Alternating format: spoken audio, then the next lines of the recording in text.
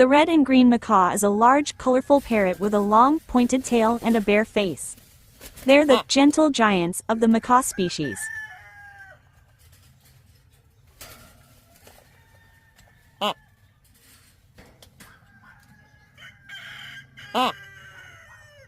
This powerful beak can easily break open a walnut or snap a human finger.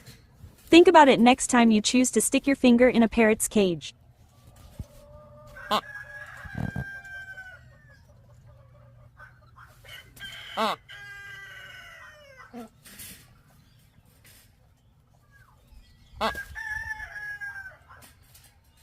Amiga is only 8 months old and practicing sounds to form words.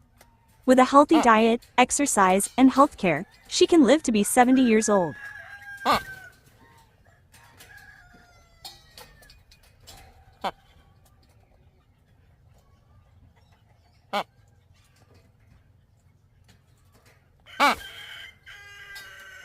On the decibel scale, Macaw's loudest calls reach about 105 decibels, or roughly the same volume as a snowmobile engine or rowdy sports event. Katie.com.